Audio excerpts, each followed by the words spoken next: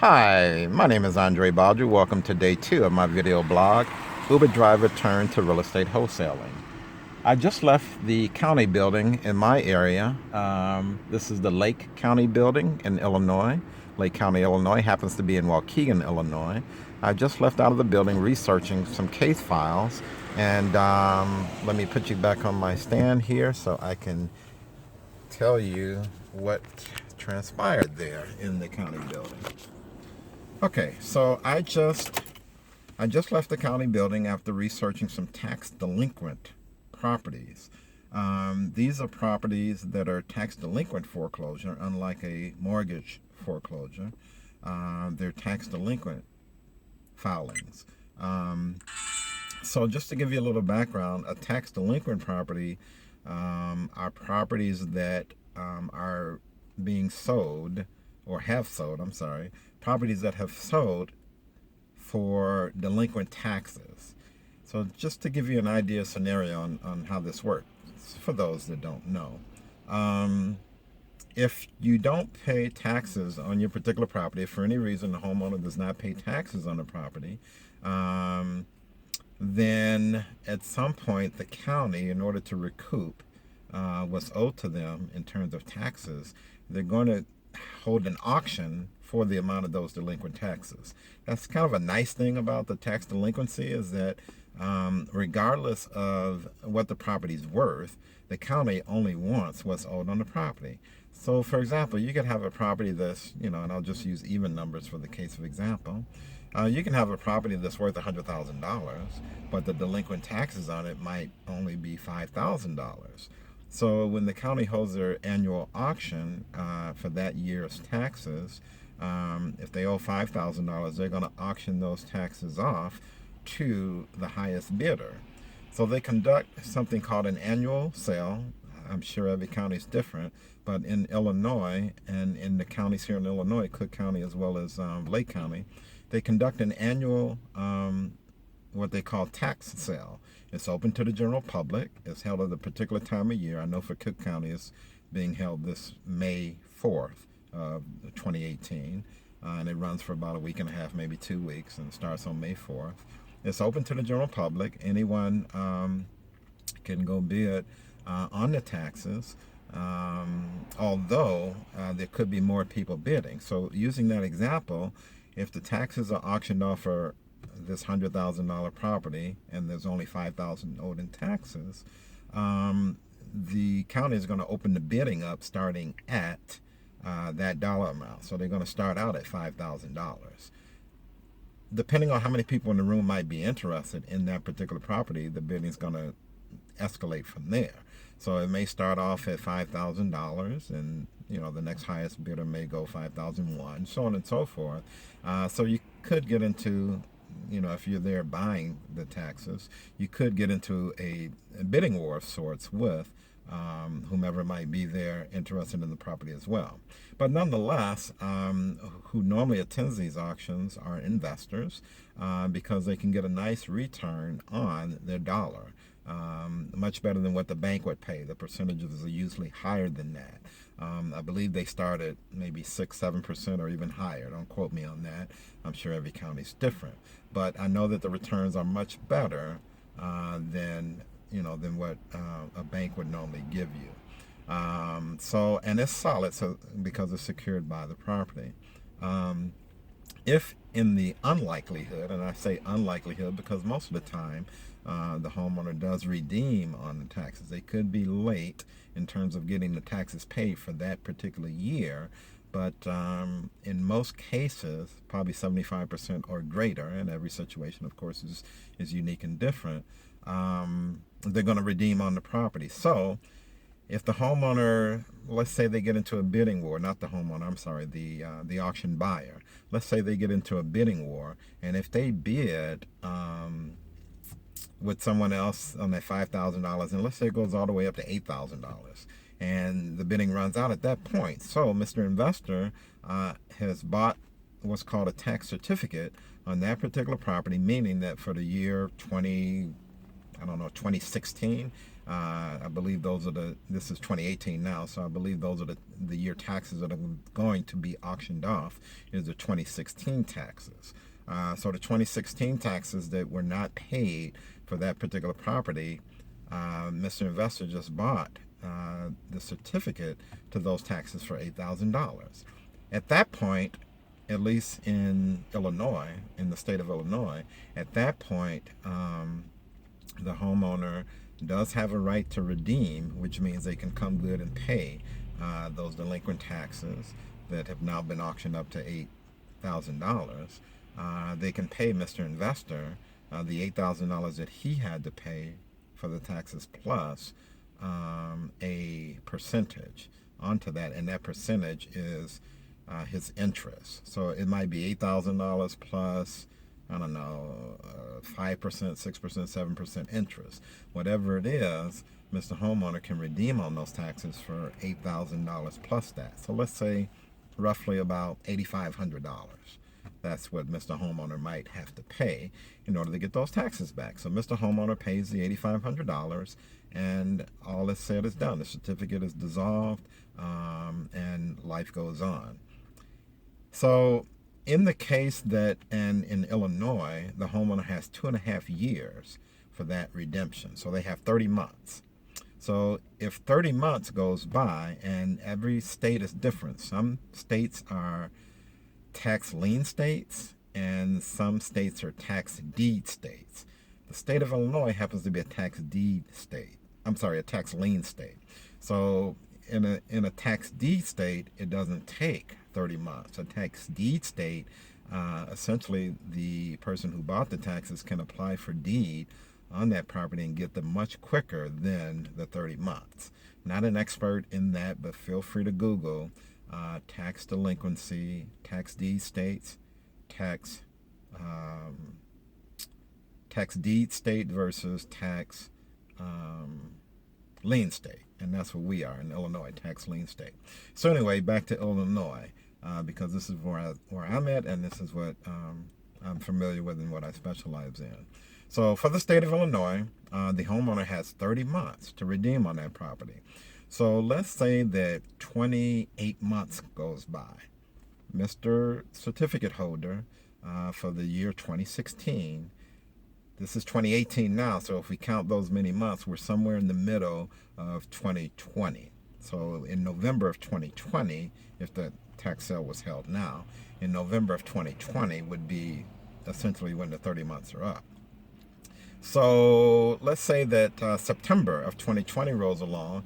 It doesn't look like Mr. Homeowner wants the property because they haven't deeded it, and in all likelihood, it could be the case scenario where Mr. Homeowner also did not pay the year's 2017 taxes, nor did they pay the year 2018 taxes.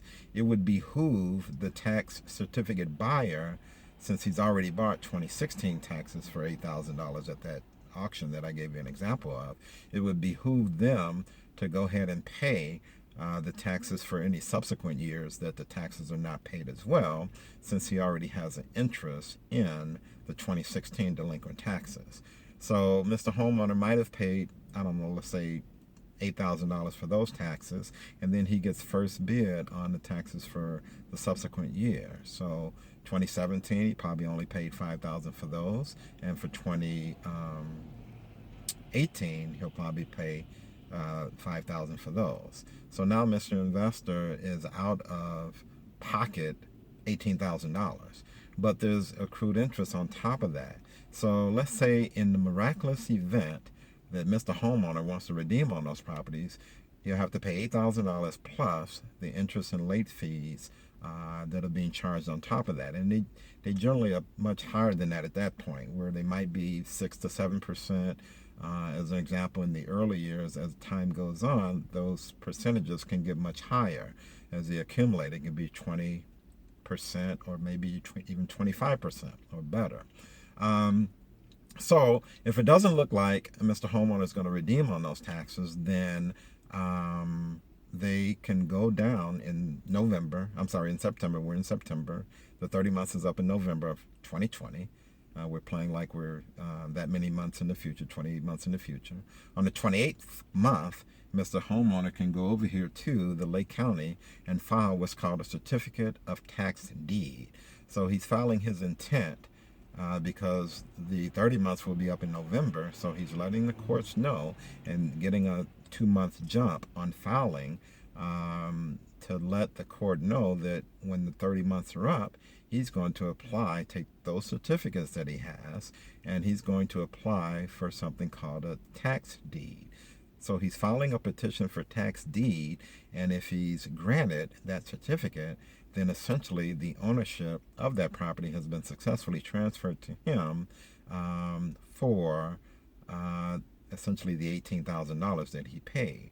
So if the property is worth $100,000, he's gotten a $100,000 property for the $18,000 that he's paid in delinquent taxes. So hopefully you guys understand that. I just tried to break it down a little bit. If you have any questions about it, feel free to ask, and I will certainly respond to the questions. But at any rate, getting back to why I'm here. Okay, so I went to the county today, and you can do this in any county, in anywhere in the country for that matter. But depending on the state, you want to pay attention. Tax deed state works a little different from a tax lien state. I'm going by the laws of tax lien because this is where we are. So as a result of them filing that, a lawsuit gets opened, and there's a case number that gets assigned to it. In the Lake County where I'm at here, those case numbers, and I have some in front of me, the numbers are 18-TD. It stands for tax deed, and then a number. Like the one I looked at was the highest number was 28, number 28. So not a lot of activity for, we're in April right now. From the beginning of April till now, there's only been 28 certificate tax deeds for filings for Lake County. This is also done in Cook County. For those that are familiar with Cook County, those case numbers begin in COTD, and those are held on those are kept on the 8th floor of the Daily Center. No, I'm sorry, not the 8th floor. The 8th floor is where the foreclosures are kept. I believe it's on the 12th floor of the Daily Center is where you'll find these case files if you want to actually view them. Nowadays, most of them are online, but the problem is looking online either from home or from the county is that these particular cases are very limited with information that they show online. They may not show you the address of the property, and it may not even show you the property index number, which is what we go by here in the state of Illinois. Every property has essentially a property index number, which is like a social security number that uniquely identifies that particular property. For those beginners that may not know where the property index number is. So what I did, and you can do this in any county, I've done it before, but if you haven't done it before in your county, you can certainly walk to the building and ask the clerk very politely, let them know that you're interested in finding where the case files might be kept for properties that are delinquent in taxes for a tax sale that took place a couple years ago. And if the tax buyer is filing for deed to those properties, what type of cases are those, and where can I view those case files? Because those filings are open to the general public, and you have a right to view those particular files. So that's what I did here at Lake County. I've done it before, so I kind of knew where I'm going. Here it's in the basement in the Lake County building where they keep the foreclosure files as well. They keep quite a few different files. I think divorce files are kept down there too. So I went down there and asked for those filings, and the lady gave me a stack of files which represent the most recent files. She gave me actually, about 15 files from the last few days, the last few filings for 2018. And I've jotted those down on a sheet of paper. Okay, so here's my scribble. I'll go ahead and show this because I'm just beginning my blog, and I don't think that there's going to be that many people that are going to be copying down and, taking advantage of my hard human labor, as we call it down here at the courthouse. So there's the information that I pulled down. I don't know if you can read my writing, but I will show you what I have here. So I've got a case number 18TD28. That just happens to be the case number that I looked at. And I jotted down the address of the property. It is 2311 Lewis Avenue, right here in Lake County, Illinois. And it has a property index number, 1205407007. So with that information, I can go to the public websites. I have enough data now that I pulled from the case file, because in the case filing, I've gone through the paperwork, and in that particular paperwork, for this area, that's pretty much all I need. I needed an address, and I needed a property index number. Because now with that information, I can go to the regular county websites, if your county is online, and there are more and more counties are coming online all the time. If you want to see if a county is online in your particular area, the website that I like to go to, and if I get this incorrect, I'll correct it in the notes later, but I believe it's called netonline.com. I believe that's the name of the website, netonline.com, and that will allow you to search by county or by state, and within state it lists all the counties, and once you select one of the counties, it'll give you the website link to look information up. So with this information, the next thing I would do is, with the property index number, for that example, the 1254070007, I would look up that case number on the Lake County website to see, if there are any mortgages on the property. And usually in the case of a tax delinquency sale, I want to say the majority of the time, there's not going to be any mortgages on the property. And here is why. Because a mortgage company, in order to protect their interests, whenever there's a tax sale on a property, or the taxes are delinquent, notices are sent out to all the interested parties. And being that the mortgage company has a mortgage on that property, they are deemed a quote-unquote interested party. So they've gotten a notice as an interested party that you have a mortgage on this property. We're notifying you that the owner did not pay the taxes on this particular property. If you want to protect your interests, then you need to pay attention to this notice. And usually in that case, a mortgage company will come in and pay the taxes, because it would be in their best interest to pay the taxes and not have that property be lost to a tax sale. Because once the tax sale happens and the investor successfully gets deed to the property, that wipes out any and all prior liens that are on the property, including the mortgage. So that is why in most cases, once it's gotten to this point, there's usually no major mortgages on the property. But at any rate, with that case number, 1205407007, I can go to the county, pull up that case number, and look at the county recorder's office, for example. The Lake County Recorder Office is where I would go, and I would pull up that information and see if that particular property has any case numbers on it. If it has any if that property has any liens on it, any recordings on it, any liens, any subsequent liens. I can usually find out the owner's information, if not from the recorder's office itself. In some areas, they do it right at the assessor's office, or worst case scenario, you'd be able to find that at the tax office. And usually each one of these, and depending on the size of the county, would have their own website for that. And that's on that net online. If I got that incorrect, I will correct it in the notes at the end of this video.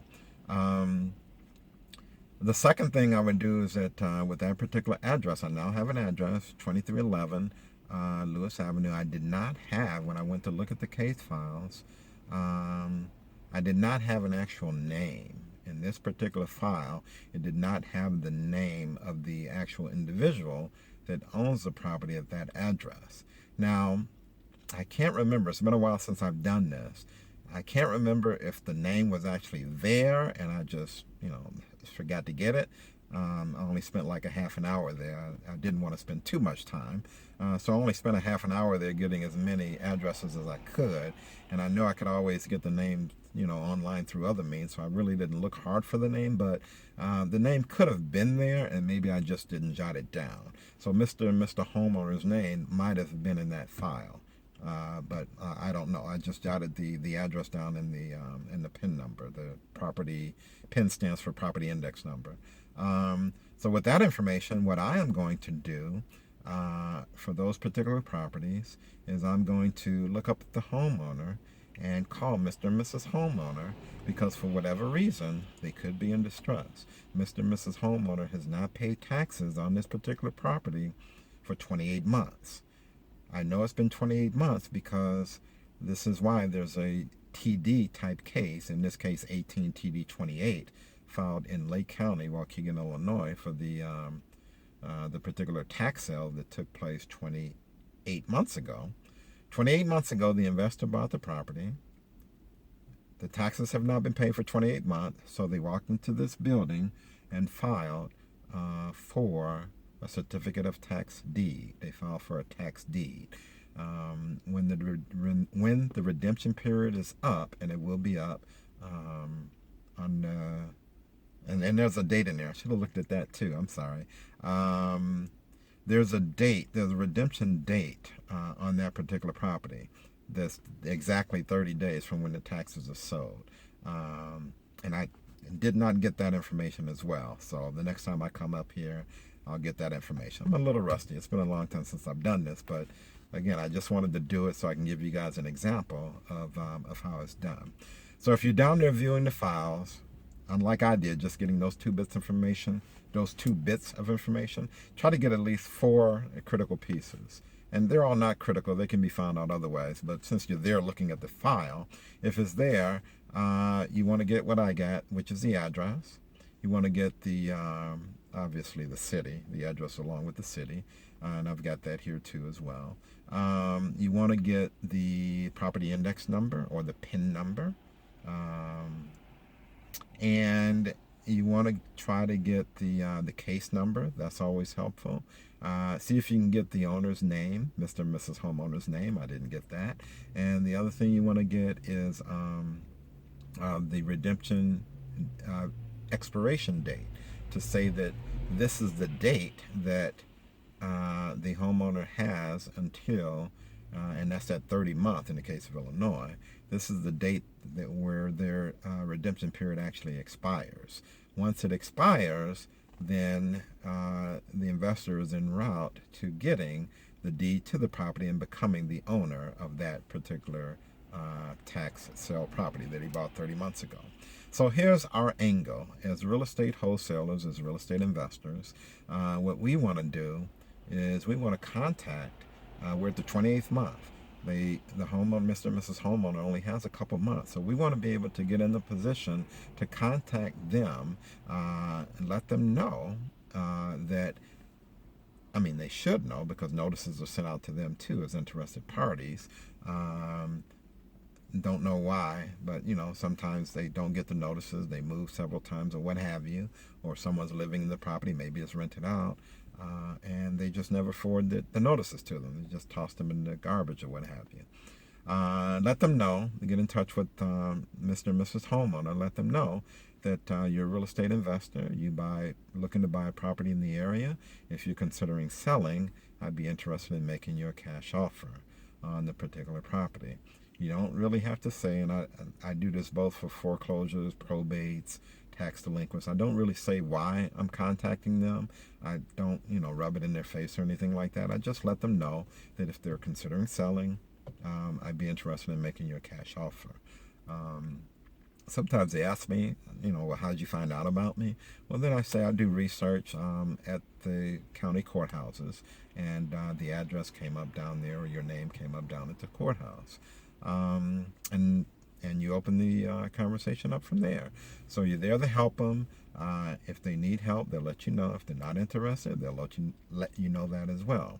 But since they are delinquent in taxes in this particular case scenario, there's a good chance that they could essentially be in distress and might want to work with you. What else can I mention about this? That's pretty much it. So you can do that again in any county, in any place in Illinois. Just to give a refresher on what I did yesterday, I made some phone calls and I actually talked to a lady here in Bellwood, Illinois. There's a property that she's moved away from. This was a tax delinquent foreclosure as well. And this is for Cook County. So she owes $20,000 in taxes. So as a wholesaler, we'd have to pay the $20,000 to get the property out of tax.